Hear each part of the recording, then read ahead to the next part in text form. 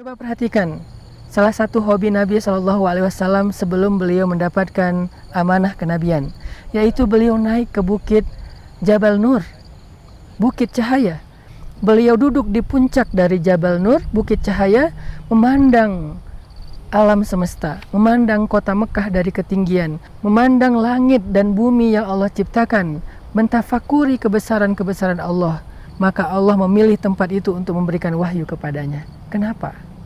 Karena di sanalah Nabi Muhammad SAW belajar iman, belajar menemukan kebesaran Allah Subhanahu wa Ta'ala dengan tafakur. Dan itu juga yang dilakukan Nabi setelah beliau berhijrah ke Madinah. Beliau biasa naik ke Jabal Uhud, Gunung Uhud. Di atas Gunung Uhud itu beliau bertafakur. Kadang beliau melakukannya sendiri, kadang beliau melakukannya bersama beberapa orang sahabat terdekat beliau, seperti Abu Bakar, Umar, dan Utsman. Di atas Gunung Uhud, Nabi SAW kemudian belajar untuk lebih yakin kepada Allah Subhanahu wa Ta'ala, menambah iman dengan keimanan beliau yang sudah luar biasa. Sehingga dengan keimanan yang bertambah, Nabi semakin kuat dalam mengemban amanah-amanah dakwah. Nabi semakin kuat dalam mengangkat masalah-masalah umat.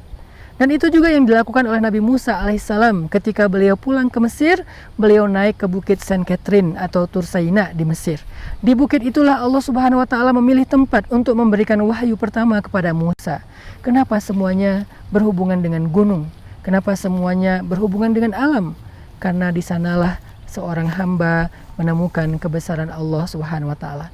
Di gunung seseorang bisa melihat dengan jernih.